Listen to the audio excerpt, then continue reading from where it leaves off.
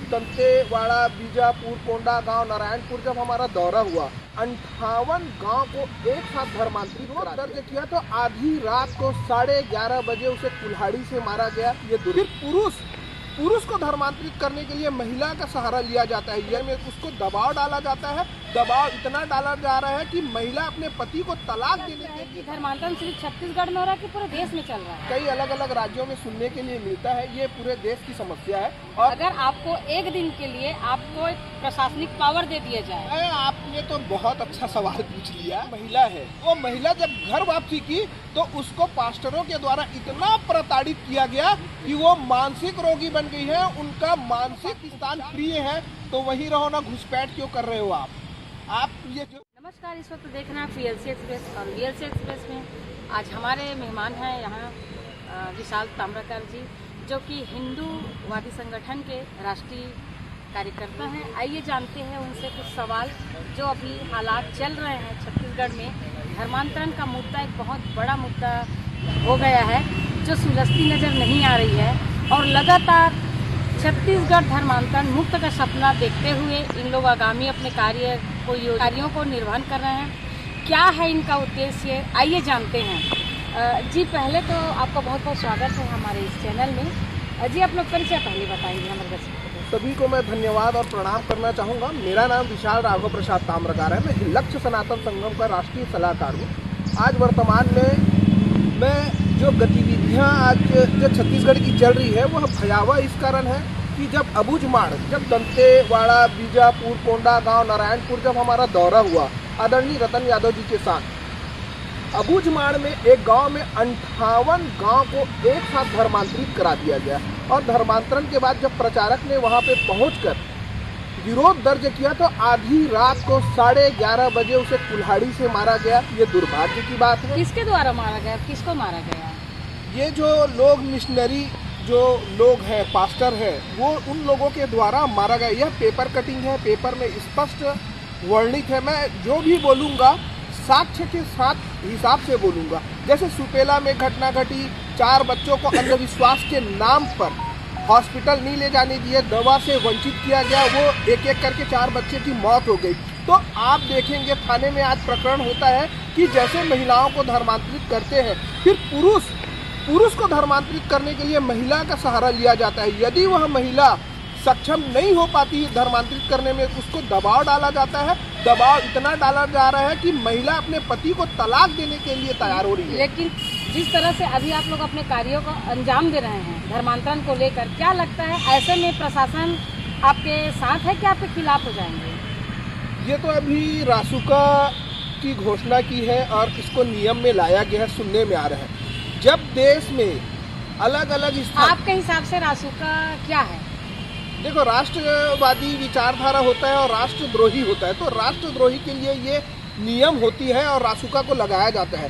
लेकिन छत्तीसगढ़ में जो भयावह स्थिति है उसके अनुसार से हमको ये देखना है कि ये नियम को राष्ट्रवादियों के लिए लगाया जा रहा है कि राष्ट्रद्रोहियों के लिए लगाया जा रहा है। सरकार ने इस पर अपनी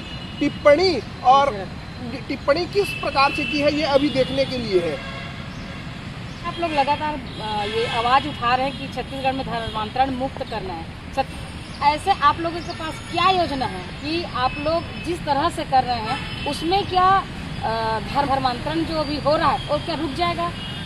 देखिए, हर आदमी संकल्प लेता है और संकल्प के साथ अपना भूमिका तय करता है। भूमिका तय करने पर वह हर असंभव प्रयास को भी संभव करता है। जिस हिसाब से हम जैसे 10 लोगों को घर वापसी करा रहे हैं तो वहाँ 100 लोगों को धर्मांतरित कराया जा रहा है। लेकिन इसमें बात यह है, छल कपट झूठ मिथ्या फरेब करके ये जो धर्मांतरण का गंदा खेल खेला जा रहा है, इस पर पूर्ण विराम लगाने की आवश्यकता है। अगर कोई व्यक्ति अपनी मर्जी से अगर वो अपना धर्म परिवर्तन कर रहे हैं, और संविधान में अधिकार है कि हर व्यक्ति अपनी ज़िंदगी अपने हिसाब से जी सकते हैं, अगर व्यक्ति अपने धर्म को बदलना चाहते हैं तो इसमें किस तरह का ऑब्जेक्शन आपको हो रहा है? हमें धर्म परिवर्तन करने में ऑब्जेक्शन नहीं हो रहा है। समस्या ये है कि यदि मैं सिख हूँ तो मैं धर्मांतरित हो रहा हूँ तो मुझे पूरी निष्ठा से अपने जो ईश्वर धर्म का जो पालन होता है कलेक्टर के समक्ष जाएं, आप विवरण प्रस्तुत करें, उसके अनुसार से मैं पंजाबी भी रहूँगा और मैं अपनी कौम के लोगों को भी बरगलाऊंगा और सबको धर्मांतरित करूंगा। हमको तकलीफ इसमें हो रही है कि आप विधि संगत नहीं जा रहे हैं, आपकी बुनियादी छल कपट और झूठ से हो रही है। धर्मांतरण का नियम क्या है? धर्मांतरण का नियम स्पष्ट है। भारत देश स्वतंत्र है, लोगों को धर्म निरपेक्ष कहा जाता है। आप किसी भी धर्म पे जाइए, समस्या उस बात की नहीं है। चाहे हिंदू है तो कोई मुसलमान बन रहा है तो समस्या नहीं है, या मुसलमान हिंदू बन रहा है तो समस्या नहीं है। यहाँ पे समस्या ये हो रहा है कि इसकी जो बुनियादी है वो झूठ के सहारे हो रही है, तो वो समस्या है हमारी। तो आप लोग जिस तरह से कर रहे हैं उससे क्या समस्या छत्तीसगढ़ से खत्म हो जाएगा? हाँ, समस्या सिर्फ छत्तीसगढ़ से नहीं, पूरे देश से खत्म करने की आवश्यकता है। उसका कारण सबसे बड़ा ये है कि जब हम लोगों को यथार्थ सत्य से अवगत क्या कराएंगे। लगता है कि धर्मांतरण सिर्फ छत्तीसगढ़ में हो रहा है कि पूरे देश में चल रहा है? देखिए, कई अलग अलग राज्यों में सुनने के लिए मिलता है, ये पूरे देश की समस्या है। और मैं तो इस मीडिया के माध्यम से प्रधानमंत्री मोदी जी से आग्रह और निवेदन करूंगा, इस पर कड़े कानून बनाने की आवश्यकता है। रासुका तो लगना चाहिए, मेरी भी चित्त मन बुद्धि यही कहता है, रासुका लगना चाहिए, लेकिन किसके लिए? जो राष्ट्र को विभाजन करने के लिए प्रलोभन देकर अंधविश्वास के नाम पर ये जो कार्य और गतिविधियां कर रहे हैं भारत को खंड खंड करने के लिए, उसके खिलाफ रासुका लगाने की आवश्यकता है।